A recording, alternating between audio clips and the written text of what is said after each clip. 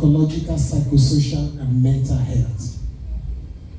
So, this cuts across all ages, even for kids, for youths, for the elderly, and for the adults. So let's start with the physical health.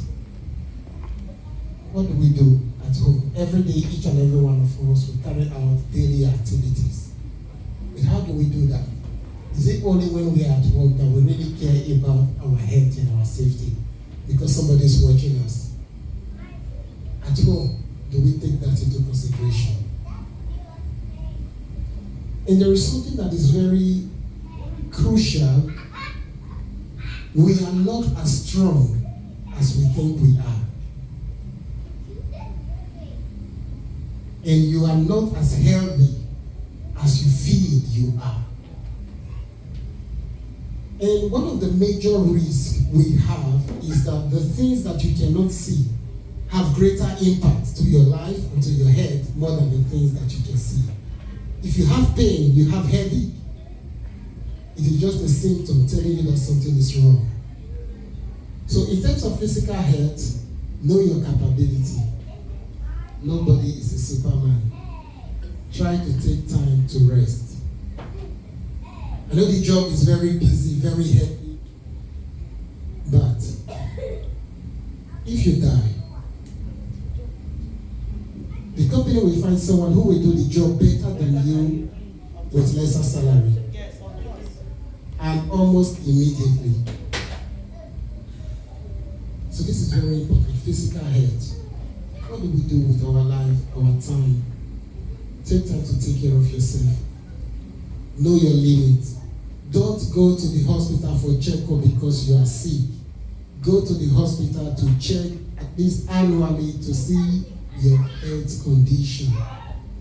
So that at the end of the day, when you make all the money, you don't revert back to spending it on your health. Now, let's talk about mental health. We'll talk about mental health. Each and every one of us, we have something we are dealing with. Some things you can say to people, some things you cannot say to people. Sometimes we bottle it in and we try to internalize it. Mental health. But how do we deal with that? The first thing you need to understand that you cannot solve the problem of everybody. Even Jesus Christ, he came to save the world and they killed him. Right? He did all he could to save the world and he was killed. And people said, oh, he's a bad man. They chose him even better than the act that he should be killed as opposed to the criminal. That is the man who sacrificed his life for other people. So you need to understand you cannot save the world. You cannot save all your family problems. Understand priority. Do the bits that you can. Because tomorrow, the same people that you've been struggling for, they'll say, oh, you've done nothing. What did you do? Because of the 100,000 you gave to me last time. This other brother there is giving other people 1 million naira. So understand your limits. And the things that actually affect our mental health sometimes, they are things that has not happened. We worry about things that has not happened. We worry about uncertainties. We worry about, could this be? Or what if? What if they ask everyone to go back home? What is going to happen? And the Bible made it very clear. Don't worry about what you will eat tomorrow. Worry about today. Worrying about things will not solve the problem. It will only prepare and give you high blood pressure. But there is a secret to it. In process safety, there is what you call pressure relief valve. If there is high pressure, you just release the pressure, it will dissipate the pressure. Try to understand how to relieve your pressure.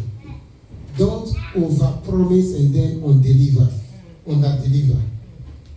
Because somebody asks you, please give me 100,000 naira. Please, I'm in trouble. It doesn't necessarily mean that you must do it.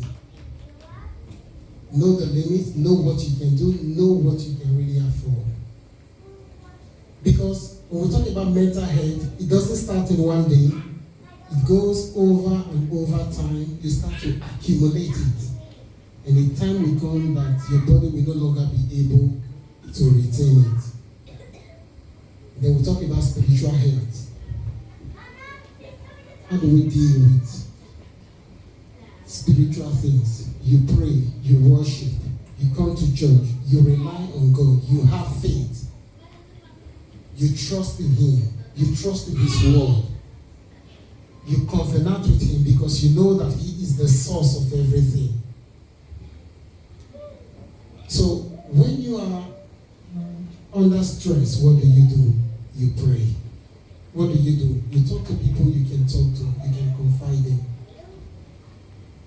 You believe in God and also understand your limits. And lastly, I have a question for everyone. What is the population of the world today? Like an average? About 7 billion. Great. So how many people do you think die annually due to work-related accident and ill health? How many people do you think it is? 10,000, 20,000, 50,000, 100,000? We're talking about an average of 2.7 million to 3 million annually. So we're talking about annually, like a population of Qatar, they suffer from work-related accident, injuries, and ill health. Because it hasn't come to us doesn't mean it cannot happen. So what do you need to do? 1, take care of your physical health, take care of your mental health, and take care of your spiritual health. And we believe that when you do that, that will help us to prolong our life, that will help us to take care of our body, which is the temple of God. God will not come down to take care of you if you practice bad habits. Especially this time with artificial intelligence, there's a lot of things going on. But God will not come down to do the things that you can do for yourself. And because the time